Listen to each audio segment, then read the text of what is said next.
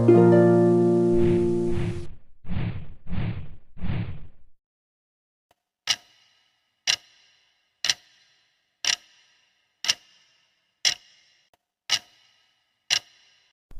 ယသမကဏ္ဍအယံတက်စုပေါင်းတက်နဲ့ပြည်သူစစ်တပ်များပေါ်သုံးသက်ခြင်းအယံတက်သို့မဟုတ်အကူတက်ဆိုတာနေမြေတစ်ခုခုကိုကာကွယ်ဖို့မတက်နိုင်တဲ့အချိန်နီးစပ်တဲ့အင်အားကြီးမဟာမိတ်စီကနေစစ်ရေးအရာတက်ကူခေါ်ခြင်းမျိုးဖြစ်ပါတယ်စစ်ကူဖြစ်တဲ့ဆိုပေမဲ့ကြီးစားတက်လို့ပဲအသုံးကျတာမရှိပါဘူးတာရကအနေနဲ့ယဟန်မင်းဂျူလီယက်ရဲ့ဖရေယာစစ်ပြုမှုကိုသုံးသက်ရင်ဖြစ်တယ်စစ်မြေပြင်မှာကြီးစားစစ်သားတွေရဲ့အသုံးမကျမှုကိုမြင်မှုထားတော့စပိန်မင်းဖာဒီနန်နဲ့တဘောတူညီညူရယူပြီးအကူအညီလိုအပ်ရင်လှုပ်ပေးဖို့ညှိနှိုင်းထားခဲ့တယ်အယံတက်သို့မဟုတ်အကူတက်တွေကပင်ရင်းနိုင်ငံရဲ့စစ်ရေးဥတီချက်အတွက်စစ်တိုက်နေရရင်အတော်လေးအသုံးကျတတ်ပါတယ်ဒါပေမဲ့အကူခေါ်လိုက်တဲ့နိုင်ငံအပေါ်ကိုကောင်းခြင်းရောစိုးခြင်းကိုပါတွဲယူလာတတ်တယ်စစ်ပွဲမှာသူတို့တိုက်လို့ရှုံးရင်ကိုလည်းရှုံးပြီးအကယ်လို့နိုင်ခဲ့ရင်သူတို့ရဲ့ဂယုဏကိုမျောရတတ်တယ်တမိုင်းစင်ဆက်ဥပမာရှိခဲ့ပြီးသားပါအခုတော့ယဟန်မင်းဂျူလီယက်လက်ထက်ဖြစ်ထားတာကိုပဲပြန်သုံးသပ်ပါမယ်ဖရေယာကိုလိုချင်လို့တိုင်းတစ်ပါးအကူတက်သုံးပြီးသိမ့်ပိုက်လိုက်တာကိုဒုက္ခကိုရှာသလိုဖြစ်သွားခဲ့တယ်ကံကောင်းလို့သာကျင်းတဲ့ချက်ထဲရောက်မသွားခဲ့တာပါစပိန်စစ်ကူတွေရာဗီနာကိုတိုက်တော့ဆွစ်တွေဘက်ကလည်းမျောလင့်ထားသလိုအကွက်ရွှေ့ခဲ့တာကြောင့်ပြင်သစ်လမ်းကြောင်းလွတ်ရာကိုရွေးချယ်ခွင့်ရလိုက်တယ်အဲ့ဒါကြောင့်ပဲဂျူလီယက်လွတ်သွားပြီးအကူတက်ရဲ့လက်အောက်မှာလည်းမဟုတ်ရန်သူအဖမ်းအဆီးကလည်းလွတ်ခဲ့တယ်ပြင်သစ်စီကနေစစ်ကူအင်အား1000ခေါ်ပြီးပီစာကိုသိမ်းဖို့လုပ်ခဲ့တဲ့ဖလော်ရန်တင်းတွေအတက်သမိုင်းတခြားကိုပိုနာစေမဲ့သင်ခန်းစာမရှိနိုင်တော့ပါဘူးအိန္ဒိယချင်းနိုင်ငံတွေကိုတိုက်ခိုက်ဖို့အတွက်ကွန်စတန်တီနိုဗယ်အေဂရစ်ကတားဒရေစီကနေစစ်ကူ1000ခေါ်ပြီးဂရီကိုအတင်းထိုးစစ်ဆင်ခဲ့တယ်အင်အားတောက်တင်းစွာနဲ့စစ်စင်တာကြောင့်အနိုင်ရခဲ့တယ်ဒါပေမဲ့ပြဿနာကစစ်ကူရောက်လာခဲ့တဲ့တက်ကြီးကဂရီကနေထွက်မသွားပဲဂရီကိုထိန်းချုပ်ဖို့ကြိုးစားတာနဲ့ကြုံခဲ့ကြောင်းကိုတမိုင်းသင်ခန်းစာကလည်းရှိပါသေးတယ်ဘလို့ပဲဖြစ်ဖြစ်နိုင်စရာအကြောင်းမရှိတော့ဘူးဆိုတဲ့အခြေအနေကိုရောက်မှသာစစ်ကူကိုခေါ်သင့်ပါတယ်အကြောင်းကတော့ဂျေးစားတွေထက်ဆိုးလို့ပါစစ်ကူခေါ်ပြီးအားကိုးရင်တော့အမားကြီးမှားမှာပါငကူတစ္ဆာရှင်ကိုတော်ယုံတစ္ဆာဖောက်ဖျက်ခြင်းလည်းမရှိသလိုအင်မတန်စီးစနစ်ကြလုံးပြန်ပါတယ်ဒါပေမဲ့ကြီးစားတွေကြပြန်တော့ကျွေးတဲ့လက်ပြန်ကြိုက်တက်တာကလွဲကြံတာကိုခိုင်းလို့ရခိုင်းနိုင်တယ်အကြောင်းကစစ်ကူတက်လို့စနစ်တကျစုစည်းထားတဲ့စစ်တပ်မျိုးမဟုတ်လို့ပါအနည်းချုပ်ပြောရရင်ကြီးစားစစ်တပ်အားနည်းချက်ကအပြောင်းလဲမြန်ပြီးစစ်ကူတက်ရဲ့အားနည်းချက်ကတော့ဥတီချံမမြဲမြံလို့ပဲဖြစ်ပါတယ်ဒါကြောင့်လေအမျှော်အမြင်ကြီးတဲ့ခေါင်းဆောင်တွေကစစ်ကူကိုလည်းအာမကိုတက်တယ်လို့ကြီးစားစစ်တပ်ကိုအသုံးချဖို့လက်တွန့်ကြခြင်းပါကိုပိုင်စစ်တပ်ကိုသာအာကိုအားထားတတ်တယ်ကိုတက်သုံးတိုက်ပြီးအောင်နိုင်မှအနိုင်ရတာဖြစ်ပြီးကိုတက်နဲ့မဟုတ်ပဲတိုက်လို့နိုင်လာတာဟာကိုအနိုင်မဟုတ်ပါဘူးစီဇာရေဘော်ဂျီယာရဲ့လှုပ်ဆောင်ချက်တွေကိုတာရကအဖြစ်လေးလာသုံးသပ်နိုင်ပါတယ်ရိုမန်ညာကိုသိမ်းပိုက်ခဲ့တာကပြင်သစ်စစ်ကူနဲ့ဖြစ်ပြီးအီမိုလာနဲ့ဖော်လီကိုတော့သိမ်းနိုင်ခဲ့သေးတယ်စစ်ကူတက်ကိုပဲအမြဲအသုံးချနေရလို့မရတာကိုနားလေတာကြောင့်ကြီးစားတက်ကိုအသုံးပြုဖို့ပြောင်းလဲခဲ့တယ်အဲ့ဒါကြောင့်လေအော်စီနီနဲ့ဖီလဲလီတိုရဲ့တက်တွေကိုငားရန်ခဲ့တာပါဒါပေမဲ့ကြီးစားတက်တွေဟာခိုင်းလို့ရပေမဲ့တကယ်တမ်းတစ္ဆာတရားမတီမြဲမှန်းသိတော့အခရာကြမဲ့ခေါင်းဆောင်တွေကိုလှုပ်ကြံတုတ်တင်လိုက်ပြီးကိုပိုင်စစ်တပ်တစ်ခုရအောင်လုပ်တယ်မြို့စားဗယ်လန်တီနိုနေရာကနေကြည့်လိုက်ရင်စစ်တပ်အမျိုးမျိုးကိုအသုံးချခဲ့ပြီးမှကိုပိုင်စစ်တပ်ရှိအောင်လုပ်တာကိုတွေ့ရမှာပါအကြောင်းကကိုပိုင်စစ်တပ်ကလွဲရင်ကျန်တဲ့စစ်တပ်တစ်ခုကိုမှယုံကြည်အားကိုးလို့မရနိုင်တယ်လို့အားကိုးအားထားလို့မရမှန်သေးကြလို့ပါကိုပိုင်စစ်တပ်ကိုပိုင်စစ်သားတွေလေ့ကျင့်ထားနိုင်ရင်ကို့အပေါ်အမှန်တကယ်တစ္ဆာခံကြမှာဖြစ်ပါတယ်အီတလီတခွင်ဖြစ်ခဲ့တဲ့ဥပမာတွေကိုပဲဆက်ပြောသွားပါမယ်ဒါပေမဲ့စီယာကူဆေးရဲ့ဘရင်ဟေရိုကိုခြံထားလိုက်လို့မဖြစ်ပြန်ပါဘူးစီယာကူဆေးတက်ကြီးဟာဖြစ်ကျင်တော့ဂျေးစားတက်တွေစူးစီးထားတာဖြစ်တာကြောင့်ကောင်းကျိုးရလဒ်ကိုမပေးနိုင်ပဲဖြစ်နေခဲ့တယ်အီတလီကခေါင်းဆောင်တွေလှုပ်တယ်လို့ပေါ့အတုံးမကျတာကများနေခဲ့တယ်အတုံးကျအောင်အတုံးချလို့လည်းမရမောင်းထုတ်လို့လည်းမဖြစ်တဲ့အစုံမှာအကုန်လုံးကိုတန့်ရှင်းလှုပ်ပစ်လိုက်တယ်ကိုလူမဟုတ်ရင်မတုံးတော့ပဲကိုလူဖြစ်လာအောင်စနစ်တကျလေ့ကျင့်တဲ့နည်းနဲ့စုဆောင်းတယ်ဓမ္မဟောင်းလာပုံပမာအတိုင်းဒေးဗစ်က ဖီလီစတင်းလူထွားကြီးကိုလိုက်ရနဲ့ထိတ်တိုက်တွေ့ဖို့လို့တော့စောလူမင်းကဒေးဗစ်ကိုသူ့ရဲ့တန်ဖိုးအထားရဆုံးလက်သုံးဓာတ်ထုတ်ပြီးအဆောင်အဖြစ်ထည့်ပေးလိုက်တော့ဒေးဗစ်ကလက်မခံပဲသူ့ကိုသူ့ခြေနဲ့လှုပ်ထားတဲ့ကြောက်ခဲနဲ့လေးခွကိုယူလိုကြောင်းပြောခဲ့တယ်အဲ့ဒီကြောက်ခဲနဲ့လေးခွကိုသုံးပြီးတော့ရန်သူကိုလိုက်ရကိုအနိုင်ရခဲ့တယ်ကိုလက်နှမမဟုတ်ရင်တပားရဲ့လက်နက်တိုင်းကချောင်းရင်ချောင်းမယ်လေးရင်လေးမယ်တင်းရင်တင်းနေတတ်တယ်ကံကောင်းခြင်းနဲ့အတူမှန်ကန်တိကျတဲ့ခေါင်းဆောင်မှုကြောင့်ဧကာဒသမလူဝီဘရင်ရဲ့ဖခင်တတမချားဆိုရင်ပြင်သစ်မြေပေါ်ကနေအင်္ဂလိပ်တွေထွက်သွားအောင်လုပ်နိုင်ခဲ့တယ်လုံနိုင်ခဲ့ရခြင်းကလည်းသူ့မှာကိုယ်ပိုင်စစ်တပ်ရှိနေခဲ့ပြီးဘယ်သူအကူအညီကိုမှယူစရာမလိုခဲ့တာကြောင့်ပါအချိန်မရွေးစစ်ထွက်နိုင်တဲ့ကြီးတန်းတဲ့မြင်းတပ်ကအစင်သစ်ရှိနေခဲ့တယ်လေဒါပေမဲ့သူ့ရဲ့သားလူးဝစ်တယောက်ကြီးတပ်ကိုဖြုတ်လိုက်ပြီးဆွစ်တွေစီကနေကြေးစားတပ်တွေငားရမ်းလိုက်တာကြောင့်ပဲမပြီးနိုင်တဲ့ပြင်သစ်ပြဿနာတွေကဒီနေ့ဒီအချိန်ထိရှိနေရတာပါစစ်တပ်တခုမှာအရေးပါဆုံးတက်ဖြစ်တဲ့နေရာကိုဆွစ်တွေရသွားခဲ့တာကြောင့်ကိုစစ်တပ်ကိုယ်တိုင်ပဲကိုစစ်တပ်ကိုကိုယ်တိုင်ပဲအင်အားကြီးနေအောင်လုပ်တယ်လို့ဖြစ်သွားပါတယ်ကိုမြင့်တက်ကစစ်ထွက်တိုင်းတစ်ပါးသားစစ်တပ်အပေါ်အားကိုးနေရတော့တယ်နောက်ပိုင်းမှာဆွီတက်မှမပါရင်ပြင်သစ်ရဲ့မြင့်တက်ကဘယ်စစ်ကိုမှတိုက်လို့မနိုင်တော့ဘူးထင်တဲ့အထိဖြစ်ကုန်ပါတယ်အဲဒါကြောင့်ပြင်သစ်ရဲ့စစ်တပ်ကရောနေပြီးခြေစားတဝက်ကိုပိုင်တဝက်ဖြစ်နေရတာပါဒီလိုစုပေါင်းတပ်တွေကခြေစားတပ်နဲ့စစ်ကူတပ်တွေကိုပဲအားထားနေရတာထက်ဘို့အဆင်ပြေတယ်ဆိုပေမဲ့ကိုပိုင်စစ်တပ်တီးတန့်ဖြစ်တာနဲ့ရှင်လို့မရသေးပါဘူးချားစ်လက်ထက်ကလေးကရှိနေခဲ့တဲ့အတိုင်းပဲဆိုရင်တော့ပြင်သစ်တပ်ကိုတိုက်ခိုက်နိုင်မဲ့ပြိုင်ဘက်စိတ်အင်အားရှိမှာမဟုတ်ပါဘူးကောင်းတယ်ထင်တိုင်းလှုပ်တတ်တာကလူတိုင်းအကျင့်မှာမဖြစ်ခင်ကြိုပြင်အကျင့်မရှိပဲအထင်ကောင်းတိုင်းအပြေလှမယ်ယူဆတာကြောင့်တလွဲတွေဖြစ်ရတာပါရှေ့ကန်တွေမှာပြောခဲ့တယ်လို့ပါပဲယောဂမပြေးခင်ကြိုစစ်ထားတင်ပါတယ်ဟုတ်ကဲ့ကျွန်တော်ဒီနေ့ဖတ်ပြပေးမယ်စာအုပ်လေးကတော့ဂန်နဝေအုပ်ဆောင်မင်းသားလှုပ်ထုံးချက်စာအုပ်အပိုင်း9ပဲဖြစ်ပါတယ်ပြဿနာရင်းမြစ်ကိုမသိနိုင်ရင်ခေါင်းဆောင်လုပ်ဖို့မသင့်ပါဘူးအပြစ်ကိုကြိုမြင်တတ်တဲ့အမျှော်အမြင်ရှိတဲ့အုပ်ဆောင်တွေဆိုတာကလည်းရှားပါတယ်အေယာမရောမအင်ပါယာကြီးကြာဆုံးခဲ့ရတဲ့အကြောင်းအရင်းကိုသေချာဆန်းစစ်ကြည့်ရင် God လူမျိုးကြီးစားတွေကိုငှားရမ်းမိခဲ့လို့ပါအချိန်ကစပြီးတော့အင်ပါယာဟာတဖြည်းဖြည်းအင်အားကျဆင်းခဲ့တယ်လို့ပြိုင်ဘက်နိုင်ငံတွေကြအင်အားပိုကြီးလာခဲ့တယ်ဒါကြောင့်အနှစ်ချုပ်ပြောရရင်ဘယ်နိုင်ငံကမှကိုပိုင်စစ်တပ်မရှိလို့ပဲလုံခြုံစိတ်ချရမှာမဟုတ်ပါဘူးကိုပိုင်စစ်တပ်မရှိခဲ့ရင်တော့နိုင်ငံဦးတည်ချက်လဲရေးရမှာမဟုတ်တယ်လို့နိုင်ငံရဲ့ဩဇာအာဏာကလည်းပြောင်ပြောင်နိုင်မှာမဟုတ်ပါဘူးဒါကိုနားလေကြတဲ့သူတိုင်းပြောလို့ရှိတယ်လို့စင်ကျင်လေးရှိတာကကိုပိုင်စစ်တပ်မရှိခဲ့ရင်နိုင်ငံရဲ့အချုပ်အခြာအာဏာကိုလည်းခိုင်မြဲတည်တံ့စွာကျင့်သုံးနိုင်မှာမဟုတ်ပါဘူးဆိုပြီးတော့ဖြစ်ပါတယ်ဆိုခဲ့ပြီးတဲ့ပုံကိုအတီးတို့ရဲ့စွမ်းဆောင်ရည်တွေကိုလေ့လာပြီးကိုယ်တိုင်စစ်တပ်အခန်းကဏ္ဍကိုအကျယ်လေ့လာနိုင်တယ်လို့အလက်ဇန္ဒာဘုရင်ရဲ့ဖခင်ဖိလစ်ရဲ့မှတ်တိုင်တွေကိုလေ့လာစည်းပူးနိုင်ရင်လည်းကောင်းပါတယ်အားလုံးကတော့သူ့နီးသူ့ဟန်နဲ့စံပြတွေဖြစ်နေကြမှာပါစုဒ္ဓသမကဏ္ဍအုတ်ချုပ်သူနဲ့တတ်မတော်တိုင်းပြည်အခြေအနေဟာအရေးပေါ်ကာလဖြစ်နေပြီးစစ်ရေးအရာတင်းမာနေချိန်မှာအုပ်ဆောင်ဖြစ်သူသို့မဟုတ်အဓိပတိအနေနဲ့နိုင်ငံရေးဆိုင်ရာမူဝါဒတွေကိုချမှတ်တိုင်းစစ်တပ်အုပ်ချုပ်ရေးစနစ်နဲ့စစ်ရေးအရာဆုံးဖြတ်တဲ့စစ်ဘက်ဆိုင်ရာလှုပ်ထုံးကျစ်ထုံးတွေကိုသာကျင့်သုံးရမယ်။အာဏာကျင့်သုံးမှုရန်တရားရဲ့ဦးထိပ်ပိုင်းခေါင်းဆောင်တွေဆိုရင်လက်တွေ့ဖော်ဆောင်ရေးမူဝါဒများအတွက်လျော်ကန်သင့်မြတ်မဲ့အချိန်ကာလတစ်ခုကိုယူနိုင်ရမယ်။ဒါမှသာအုပ်ချုပ်ပိုင်ခွင့်ရှိသူတွေအနေနဲ့လည်းဆက်လက်အုပ်ချုပ်နိုင်ခွင့်ရမှာဖြစ်တယ်လို့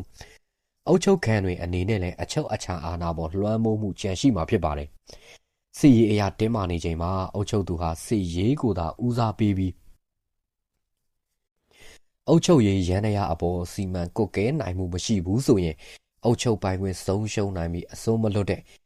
နိုင်ငံရေးသဘာဝအရာအုပ်ချုပ်ရေးဘက်ကိုသာဦးစားပေးပြန်လျင်လဲစစ်ရေးဗျူဟာအပြောအမြင်ကျင်းမြောင်းမှုကြောင့်အုပ်ချုပ်နိုင်ခွင့်ဆုံးမနိုင်ပါတယ်။အကယ်၍ဆက်လက်အုပ်ချုပ်နိုင်တာတောင်မှအုပ်ချုပ်ခံတို့ရဲ့အာဏာဖီဆန်မှုကိုစဉ်ဆက်မပြတ်ရင်ဆိုင်ရနိုင်ပါတယ်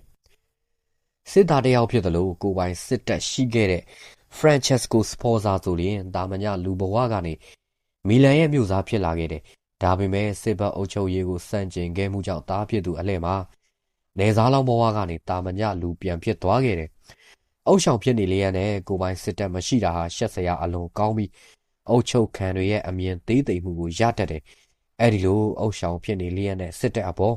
်ဩဇာလွှမ်းမိုးနိုင်စွမ်းမရှိပြန်ရင်လဲခေါင်းဆောင်နိုင်စွမ်းအရေးအခြေညံ့ပြင်းသူအဖြစ်အထင်မြင်ခံရတတ်ပါတယ်။ကိုပိုင်စစ်တပ်ရှိနေလျက်နဲ့စစ်တပ်မရှိအင်အားမရှိသူအပေါ်အညံ့ခံစရာအကြောင်း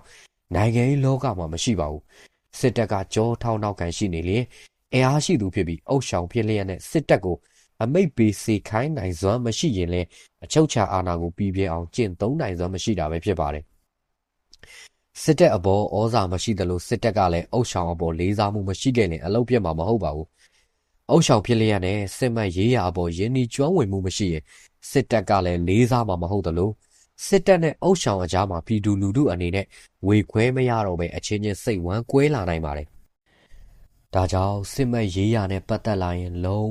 းဝမမိမလျော့စိတ်ပါဝင်စားမှုရှိရမယ်။တိုင်းပြည်ဟာအေဂျင့်တည်ငြိမ်နေရင်တော့မှစစ်ရေးကိုလစ်လျူထားလို့မရပါဘူး။ကိုရောစိတ်ပါလေ့ကျင့်ထားရမယ်။ရုပ်ပိုင်းအရာဆိုရင်စစ်တပ်ကြီးတစ်ခုလုံးကိုပုံမှန်အတိုင်းစစ်ရေးလေ့ကျင့်စေပြီ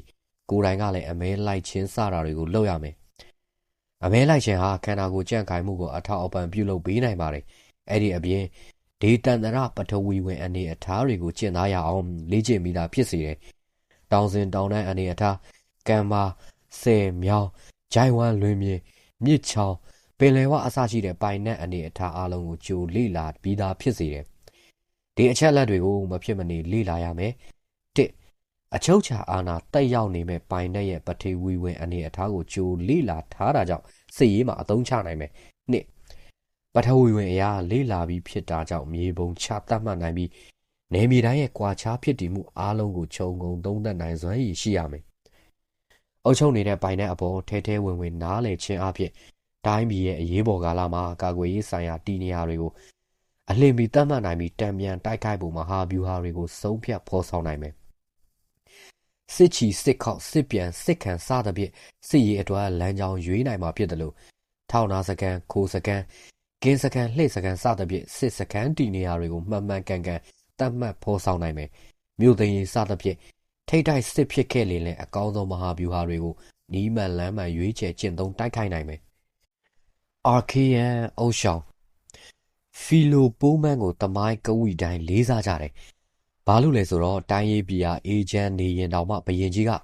ဘယ်နေရာရောက်သူ့အပေါင်းပါတွေကိုဒေတန္တရအပေါ်အခြေခံပြီးမဟာဗျူဟာမြောက်စစ်ရေးပရိယေတွေကိုမေးတက်တဲ့ဝါသနာထူလို့ပါအကယ်၍ရန်သူတွေကုန်းမြင့်ထက်ရှိနေရင်ခံစစ်အနေနဲ့ငါတို့ဘယ်လိုလုပ်ကြမလဲငါတို့စစ်မကြိုးစေပဲဘယ်လိုပြန်ထိုးစစ်ခွင်းမလဲအကယ်လို့ငါတို့တက်ဆုပ်ရင်တော့ဘယ်လိုနည်းနဲ့ပရိယေစင်ပြီးတက်ဆုပ်တင့်တယ်လဲအကယ်လို့ရန်သူတွေတက်ဆုပ်သွားခဲ့ရင်ဘယ်လိုနည်းနဲ့ရန်သူနောက်လိုက်ကြမလဲစသဖြင့်မေးခွန်းတွေထုတ်ပြီးအပေါင်းအပါတွေရဲ့ဝိုင်းဆွေးနွေးမှုကိုပွင့်လင်းမြင်သာစိမ့်နဲ့လက်ခံနားထောင်ပြီးဘယင်ကြီးရဲ့ကိုယ်ပိုင်အမြင်တွေကိုပြန်ချပြတတ်ရတယ်။အချိန်ပြည့်လို့စစ်မှတ်ရေးရာမဟာဗျူဟာတွေကိုဆွေးနွေးတဲ့အကျင့်ရှိနေတာကပဲသူ့ရဲ့စိတ်ပိုင်းဆိုင်ရာလေ့ကျင့်ပြီးသားဖြစ်နေခဲ့တယ်။ဒါကြောင့်တကယ်စစ်ဖြစ်တော့စစ်မဟာဗျူဟာခေါင်းတွေနဲ့အောင်ပွဲအလီလီယူနိုင်ခဲ့တယ်။စိတ်ပိုင်းဆိုင်ရာအားဖြစ်တတ်တဲ့အနေနဲ့အုပ်ဆောင်တိုင်းနောက်ထပ်မဖြစ်မနေလှုပ်တဲ့အလုပ်ကတော့တမိုင်းကိုစီးပူးခြင်းပဲဖြစ်ပါတယ်။အထူးသဖြင့်ကြရှုံးခဲ့တဲ့ခေါင်းဆောင်တွေရဲ့အားနည်းချက်တွေကိုဖွေရှာပြီးအထွတ်အထိပ်ရောက်ခဲ့သမျှအုပ်ဆောင်တိုင်းရဲ့အားသာချက်ကိုလေ့လာရမယ်။စစ်ရေးဆရာကိုအထူးမှတ်သားပြီးမဟာဗျူဟာတွေကိုအထူးစီးပူးပါ။အောင်မြင်မှုတိုင်းရဲ့နောက်ွယ်တော့ချက်ကိုစမ်းစစ်ပါ။ကြရှုံးမှုတွေရဲ့အကြောင်းအရင်းကိုသုံးသပ်ပါ။ဘလိုနီးနဲ့ဆိုရင်အဆိုပါကြရှုံးမှုတွေကကံအလှည့်အပြောင်းအောင်နိုင်မလဲ။ဝေဖန်ပါ။အတိတ်ကာလကအုပ်ဆောင်များနီးတူကိုယ်တိုင်အနေနဲ့လည်းမြည်တို့မြည်ပုံကျင့်သုံးမယ်ဆိုရင်အထွတ်အထိပ်ရောက်နိုင်မယ်ကိုစင်ကြင်ပါအာခိလိစ်ရဲ့တတိတွေကိုလေးစားအားကြခဲ့လို့မဟာအလက်ဇန္ဒာဆိုတာရှိလာတာပါမဟာအလက်ဇန္ဒာကိုအားကြခဲ့လို့ဂျူလီယက်စီဇာဆိုတာဖြစ်လာတာပါမဟာဆိုင်ရပ်စ်ကိုလေးစားခဲ့လို့ CPU ဆိုတာဖြစ်လာတာပါမဟာဆိုင်ရပ်ရဲ့အထုပ်ပတ္တိဇေနိုဖုန်းကိုဖတ်သူတိုင်း CPU အပေါ်ဘလောက်တောင်လွှမ်းမိုးဆွဲလန်းစေခဲ့တယ်လဲဆိုတာအလွန်သိတာပါတယ်ဇေနိုဖုန်းကဆိုင်ရက်အပေါ်ရင်းနှီးမှုကြီးမားသလို CPU ရဲ့ဂရုရတရားကြီးမားမှုတွေရက်ရောတဲ့စိတ်ဓာတ်တွေတီးခံတတ်ပြီးဆုံးဖြတ်ချက်ခိုင်မာမှုတွေအားလုံးကဇီနိုဖုန်းတင်ပြခဲ့တာတွေကိုတူပနေတဲ့အတိုင်းပါပဲ အတိတရားရှိတဲ့အုပ်ဆောင်တိုင်းကျွန်ုပ်ပေးတဲ့အကြံတွေကိုလက်ခံကျင့်သုံးမှာဖြစ်ပြီးအေဂျင့်တည်ငြိမ်နေတဲ့အချိန်ကာလဖြစ်နေပါစေစစ်မှတ်ရေးရဟာနိုင်ငံရေးအတွက်မဖြစ်နေအရေးပါသောကိစ္စရပ်ကြီးဖြစ်တာကြောင့်မပေါ်မလျော်လေ့လာပြီးကံအကြောင်းအထောက်အမကိုပင်ပြောင်းလဲနိုင်တဲ့အစွမ်းအစကိုအရယူနိုင်ပါစေပန်နရသမကန္နချီးမွမ်းခြင်းနဲ့ကဲ့ရဲ့ခြင်းဒီခန်းမှာတော့အုပ်ဆောင်အနေနဲ့အုပ်ချုပ်ခံတွေအပေါ်ဘယ်လိုဆက်ဆံတုတ်ပြန်သင့်နေဆိုတာကိုသုံးသပ်သွားပါမယ်ဒါနဲ့ပတ်သက်ပြီးပညာရှင်တွေကကျန်းကြီးကျန်းခိုင်အလီလီပြုစုခဲ့ကြပြီးပြီအဲ့ဒီတော့ကျွန်တော်ရဲ့တင်ပြချက်တွေအပေါ်အချို့သောပုံကူများကအပြစ်တင်ဝေဖန်နိုင်ပါတယ်အထူးသဖြင့်ယခုအခန်းမှာအချက်အလက်တွေကိုစန့်ကျင်နိုင်ပြီးလမ်းညွှန်သွားမယ့်အချက်တွေကိုတော့ဖြစ်နိုင်ပါမလားဖြစ်သင့်ပါမလားထင်မြင်နိုင်ပါတယ်ဤကျမ်းငယ်ကိုပြုစုလိုရင်းရည်ရွယ်ချက်ကလည်းအလိုရှိသူတိုင်းအလိုရှိရာကိုအသုံးချနိုင်မှုရေးသားပြုစုခြင်းကြောင့်အဖြစ်မှန်တရုတ်တကံကိုလည်းပေါ်လွင်အောင်တင်ပြသွားမှာဖြစ်ပြီးအခြားသောပုဂ္ဂိုလ်တို့ရဲ့အမြင်နဲ့စိတ်ကူးရင်ကိုပြန်မျှဝေတာမျိုးမလုပ်လိုပါဘူး။စာရေးဆရာအချို့ကယူတိုပီးယားအတွေးအခေါ်တွေနဲ့တမန်တော်နိုင်ငံတော်သစ်တို့မဟုတ်ဘရင်နိုင်ငံတော်သစ်ကြီးစသဖြင့်စိတ်ကူးရင်အတွေးတွေကိုမဖြစ်နိုင်မှန်းသိပါလျက်နဲ့ဖြစ်နိုင်တယ်လို့ရေးတတ်ကြတယ်။တကယ်တမ်းအဖြစ်မှန်ကစိတ်ကူးရင်နဲ့တခြားစီဖြစ်ချင်တာတွေကဖြစ်နေတာတွေနဲ့တလွဲစီဖြစ်ပြီးတာတွေကလည်းဖြစ်ချင်ခဲ့တာတွေနဲ့မတူပါဘူး။အုပ်ဆောင်ကောင်းတစ်ယောက်အနေနဲ့ဘယ်တော့မှမစိုးမှတ်ထားရမှာကပုဂ္ဂလိကခံစားချက်နဲ့လူမှုရေးပေါင်းကိုလိုအပ်ရင်ကြော်လွန်ပြီးတွေးခေါ်တဲ့လို့ကောင်းခြင်းဆိုးခြင်းစတဲ့တဘာဝနိယာမအကြားမှာအတုံးချခြင်းကိုသာဦးစားပေးရမယ်။တလောကလုံးစိုးသွားနေခြင်းကိုတယောက်တည်းတူတော်ကောင်းလို့အကျိုးထူးနိုင်မှာမဟုတ်ပါဘူး။အုပ်ဆောင်ကောင်းတစ်ယောက်ဟာဘယ်ချိန်မှာစိုးတဲ့ဘယ်ချိန်မှာကောင်းတဲ့သိပြီးအခြေအနေအလိုက်ပြောင်းလဲနိုင်စွမ်းရှိရမယ်မဖြစ်နိုင်တာတွေကိုအတင်းစွတ်ဖြစ်နိုင်ဖို့မကြိုးစားတော့ပဲလက်တွေ့ဖြစ်နေတဲ့အရာအပေါ်ကိုသာအာရုံစိုက်ကြည့်ပါလူထုဘက်ကရှုမြင်မဲ့ရှုထောင့်ကနေအုပ်ဆောင်တိုင်းရဲ့သဘာဝကိုဝေဖန်ကြည့်ပါချီးမွမ်းစရာဒါမှမဟုတ်ကဲ့ရဲ့စရာတွေအဖြစ်အမြဲရှိနေတတ်တယ်တယောက်ကရက်ရောတဲ့ဘယင်ကြီးဖြစ်တဲ့နောက်တစ်ယောက်ကရက်ဆက်တက်သူအဖြစ်သမုတ်ခံရတတ်တယ်တယောက်ကရက်ရောတဲ့ဘယင်ကြီးဖြစ်ခဲ့ရင်နောက်တစ်ယောက်ကရက်ဆက်တဲ့သူအဖြစ်သမုတ်ခံရတတ်တယ်တယောက်ကစေတနာထက်တန်သူကြီးအဖြစ်ဝိသေသခံရပြီမဲ့နောက်တစ်ယောက်အလှည့်ကြတော့အလိုလောဘကြီးသူအဖြစ်နာမည်တက်ခံရတတ်တယ်ကျမ်းကျုပ်သူနဲ့မေတ္တာကြီးသူတစ္ဆာမဲ့သူနဲ့တစ္ဆာရှိသူယိုကျိုးပြတ်ဝတ်သူနဲ့ချင်းချောက်ချုပ်နှောင်သူခေါင်းမာသူနဲ့ရဲရင်သူပွင့်လင်းသူနဲ့အတ္တကြီးသူပေါ်ပြတ်သူနဲ့လေးနက်တီကြီးသူဖြောင်းမှတ်သူနဲ့ပရိယေကျွယ်ဝသူဇွတ်တရော့နိုင်သူနဲ့လိုက်လျောညီထွေနိုင်သူခန့်ညားတည်ငြိမ်သူနဲ့အပါရိကစံသူကိုင်းဆိုင်သူနဲ့အယုံအကြည်ကင်းမဲ့သူစသဖြင့်အများကြီးပါနိုင်ရှင်ပြထားတဲ့ဝိတေသများအရာအကောင်းတွေကိုသာအုပ်ဆောင်တိုင်းလုံနိုင်ရင်တော့တူမတူစံပမာယူစရာဖြစ်ပါလိမ့်မယ်သို့တော့လောကတဘာဝဟာကောင်းခြင်းဆိုးခြင်းနှစ်ဖြာဒွန်တွဲနေတာဖြစ်တော့အကောင်းတွေကြီးပဲအမြဲမဖြစ်နိုင်တယ်လို့အဆိုးတွေကြီးပဲအချိန်တိုင်းလုံနေမှာမဟုတ်ပါဘူးအုပ်ဆောင်တိုင်းဟာကိုယ့်ရဲ့အချုပ်အခြာအာဏာကိုမြဲမြံစွာချုပ်ကင်ထားနိုင်ရမယ်ပြည်ပြင်းစွာကျင့်သုံးနိုင်ရပါမယ်လက်ဝယ်ရထားတဲ့အာဏာကိုလက်လွတ်မသွားရအောင်ဒုစရိုက်အလုပ်ကိုရှောင်နိုင်ရမယ်သို့တော့လိုအပ်လျင်လဲသူစရိုက်ကိုအပထားပြီးဒုစရိုက်ကိုတောင်ကျင့်သုံးသင့်တယ်မကောင်းမှုကိုလှုပ်လိုက်လို့ရလာတဲ့မကောင်းတဲ့နဲ့ကြော်စောလာခဲ့ရင်အဓိကနဲ့ပဓာနခွဲခြားပြီးလှုပ်တဲ့လှုပ်ထိုက်တွေကိုဆက်လက်လှုပ်ဆောင်သွားရမယ်ဒေချာတွေးကြည့်လိုက်ရင်အချို့သောအလုပ်တွေကလူပေါင်းရင်ကျေးမှုအမြင်နဲ့ကြည့်လိုက်ရင်ကောင်းခြင်းသူစရိတအကျင့်ဖြစ်ကောင်းဖြစ်နေပေမဲ့နိုင်ငံရေးအမြင်အရအာဏာကိုထိပါနိုင်တဲ့မကောင်းမှုဖြစ်နေခဲ့ရင်လည်းတိုင်းပြည်ပြည်ဟာအတွက်လုံခြုံရေးနဲ့တည်ငြိမ်အေးချမ်းမှုဆောင်ကျဉ်နိုင်တဲ့အရာဖြစ်နေတတ်တယ်။သောနာသမကန္နရက်ရောခြင်းနဲ့ရက်ဆက်ခြင်းရက်ရောတဲ့အုပ်ဆောင်ဆိုတဲ့ဝိတေသမျိုးကမမောစရာပါ။ဒါပေမဲ့ရက်ရောခြင်းလောက်ကိုယ့်အပေါ်ထိခိုက်စေနိုင်တာမရှိပါဘူး။စိတ်ကောင်းရှိတာကိုပြဖို့ရက်ရောခြင်းကသိတာစီတယ်။ဒါပေမဲ့ဘလောက်ပဲရက်ရောနေပါစေရက်ဆက်သူအဖြစ်နောက်ဆုံးမှာနာမည်တက်ခံရစမြဲပါလူထုကိုကရက်ရောသူဆိုပြီးသိကြအောင်လက်ခံကြအောင်အုပ်ဆောင်အနေနဲ့ရှိသမျှအရင်အမြစ်တွေကိုအသုံးချပြီးလူထုကောင်းစားရေးနဲ့လူထုကြိုက်နှစ်သက်ရေးလုပ်ငန်းစဉ်တွေမှာအသုံးချရပါလိမ့်မယ်အဲ့ဒီတော့မူဝါဒအတိုင်းဖော်ဆောင်ရေးအချိန်အတိုင်းအတာတစ်ခုရောက်တာနဲ့တပြိုင်နက်ကိုယ်စီမှာအရင်အမြစ်တွေလုံလောက်ကြံတော့မှမဟုတ်တော့ပဲရက်ရောသူဆက်ဖြစ်နေဖို့အတွက်လူထုအပေါ်အခွန်သစ်တွေချမှတ်ပြီးအရင်အမြစ်ဖြစ်စည်းရပါမယ် ရက်ရော်သူအဖြစ်10နှစ်လောက်ဂုံရှိနေခဲ့တဲ့လောက်တစ်နှစ်လောက်အခွန်ကောက်ရင်ပဲတသက်စာရက်ဆက်သူဖြစ်သွားနိုင်ပါလေရက်ရော်ချင်းဆိုတာကလည်းလူနည်းစုအပေါ်မှာပဲဖြစ်နိုင်တာပါဒါပေမဲ့ရက်ဆက်ချင်းကိုလူများစုကရင်စည်းခံရတတ်တယ်ရက်ရော်မှုရဲ့အနေရကိုကြိုတိသွားလို့ရက်ရော်နေရကရက်လိုက်လို့လည်းအပြစ်ကင်းမှာမဟုတ်ပါဘူးအုတ်ဆောင်ဆိုတာချီမွန်ခြင်းနဲ့ကဲ့ရဲ့ခြင်းခံရတတ်သူတွေဖြစ်ပါတယ်ကိုဒုက္ခကိုရှာတဲ့အနေနဲ့ရက်ရောတာမျိုးမဟုတ်ပဲရက်ဆက်သူအဖြစ်သမုတ်မခံရအောင်အစကတည်းကနှစ်ဖက်လုံးမျှတအောင်လှုပ်တက်ရမယ်အချိန်ကြာမြင့်လာတာနဲ့အများလူတို့ဟာအကောက်အခွန်ပေါ်တဲ့အမြင်မဆောင်တော့ပဲအခွန်ငွေအလုံးဟာပြည်သူလူထုအကျိုးအတွက်ကောက်ခံရခြင်းဖြစ်ကြောင်းကိုသိလာပါလိမ့်မယ်ဆိုလိုတာကပုံမှန်အတိုင်းအကောက်ခွန်ကိုကောက်ခံနေမယ်ဆိုရင်အပြောင်းအလဲမဖြစ်တဲ့အပြင်ပုံမှန်အတိုင်းလေပတ်နေရတာကြောင့်လူထုကလည်းအုတ်ရှောင်ပေါ်အမြင်မတိန်ဆောင်းတယ်လို့ရက်ဆက်မှုမတွေ့ရတာကြောင့်ရက်ရောသူအဖြစ်သမုတ်ပါလိမ့်မယ်ခေပြိုင်အနေအထားအရတာဂီတခေပြိုင်အနေထားအရတာတကထုတ်ပြရမယ်ဆိုရင်ဒီနေ့ခေအုတ်ရှောင်အများစုဟာရက်ဆက်သူတွေအဖြစ်သမုတ်ခံရတာများတော့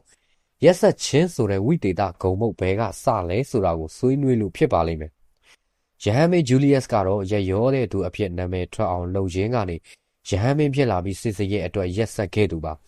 လက်ရှိပြင်သစ်အုတ်ရှောင်ဘရင်ဆိုပြင်သစ်အုတ်ရှောင်ဘရင်ဆိုရင်အကောက်အခွန်သစ်ဒုံမြင့်ကောက်ခံခြင်းမရှိပဲစစ်ထွက်နေတာပါဒီလိုလုံနိုင်ခြင်းကလည်းငကိုကလေးကကောက်ခံထားတဲ့အလျံပဲဘန်နာငွေတွေရှိနေခဲ့တာကြောင့်ရဲ့မလိုအပ်တဲ့အသုံးစရိတ်တွေကိုချားပစ်လိုက်နိုင်တာကြောင့်ပါ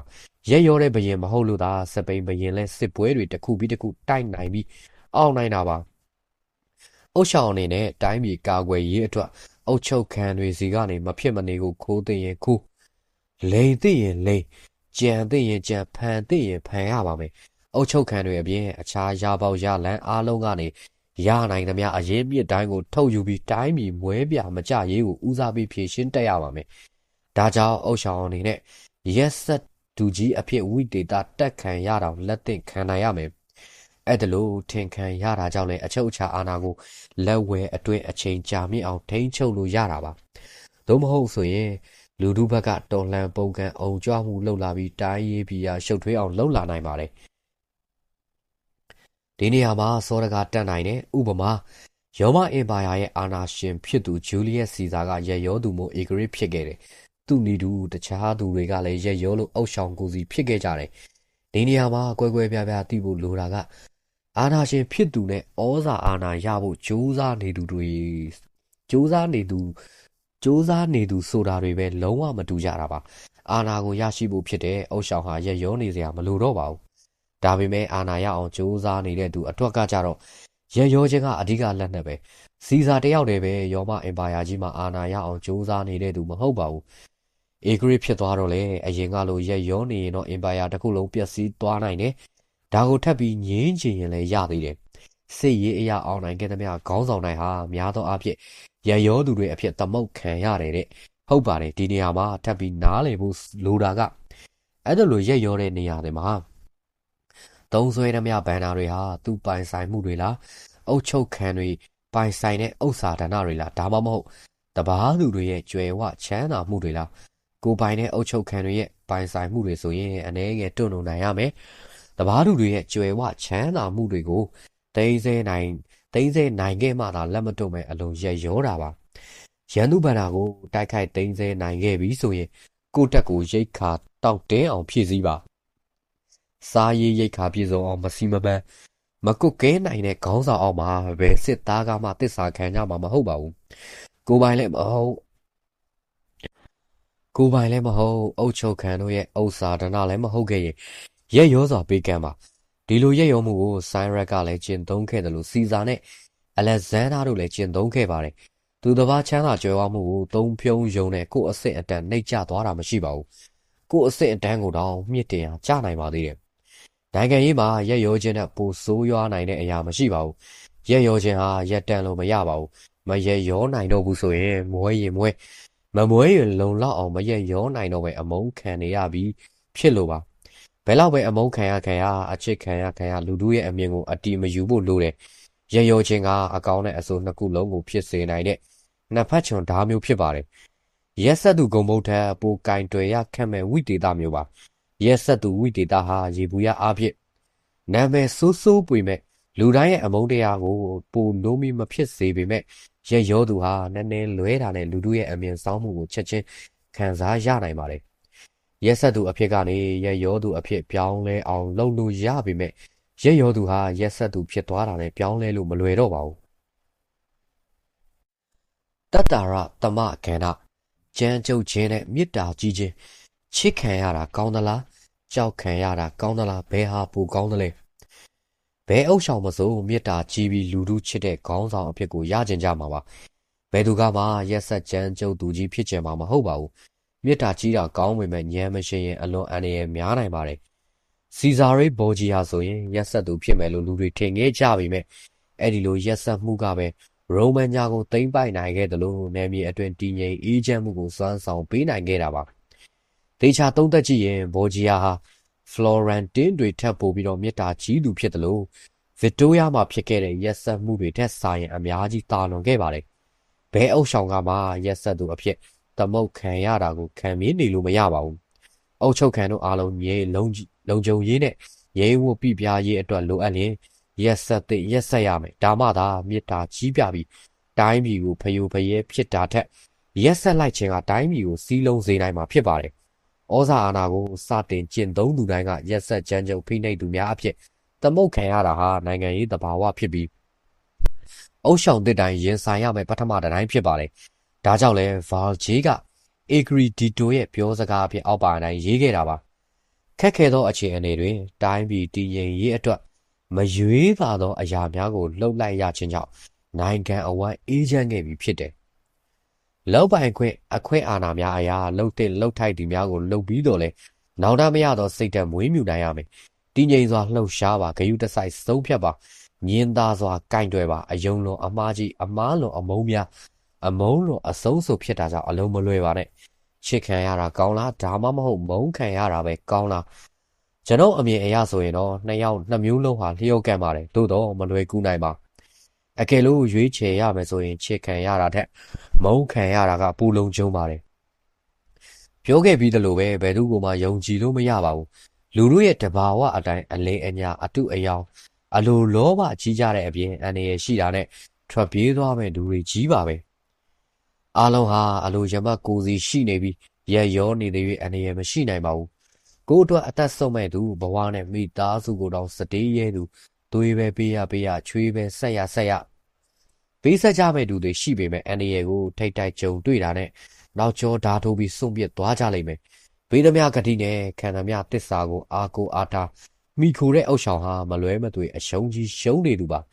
ဘယ်မိတ်ဆွေမဆိုတန်ရာတန်ကြီးရှိပြီးကိုယ့်ရဲ့အစွမ်းအစားနဲ့အရေးအချင်းကြောင့်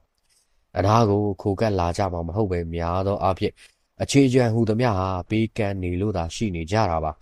ရဲရောသူထံတစ္ဆာခံသူများပေမဲ့လိုအပ်ချိန်မှာဘယ်သူကမှအနာရှိမှာမဟုတ်ပါဘူးချစ်ချင်းကိုပေးသူအတွက်ချစ်ကြသူတိုင်းမုန်းလွယ်ပြစ်လွယ်တလောက်အမုန်းကြီးပြီးရက်ဆက်သူကိုတော့ဘယ်သူမှလွယ်စွန့်ပစ်ကြမှာမဟုတ်ပါဘူးကြောက်အောင်လုပ်ပြီးချစ်အောင်တပြိုင်နက်တည်းလှုပ်လို့မရပါဘူးအမုန်းတရားကိုရှော့အောင်အရင်လှုပ်ရပါမယ်ကြောက်ခံကြရခြင်းကလည်းအမုန်းခံရခြင်းနဲ့ဆက်နေတတ်တာကြောင့်ပါအုတ်ချုပ်ခံတို့ရဲ့ပုပ္ပလိကဥစ္စာဒနာတွေကိုမထိပါသ၍မုန်းခံရခြင်းမရှိနိုင်ပါဘူးအမုန်းမခံရခြင်းကြောင့်အကြောက်ခံရမှာမဟုတ်ပါဘူးအကယ်လို့အပြစ်သားတစ်ယောက်ကိုတေတံစီရင်ရတော့မယ်ဆိုရင်လည်းတိကျခိုင်ပါတဲ့တပ်သေးများနဲ့ဆွဆွဲခုန်တင်ပြီးမျှတစွာတရားစီရင်ပြီးတဲ့နောက်မှသာပြစ်မှုပြစ်ဒဏ်စီရင်ပါ၎င်းတရားခံရဲ့ပုပ္ပလိကပိုင်းဥစ္စာပစ္စည်းများကိုသိမ်းပိုက်ခြင်းလုံးဝမပြုပါနဲ့ဖခင်ဆုံးပါခဲ့ရခြင်းကိုမေ့ပြောက်ဖို့လွယ်ပေမဲ့ဘိုးဘွားမွေဆုံးရှုံးခြင်းကိုတသက်မမေ့တတ်ပါဘူး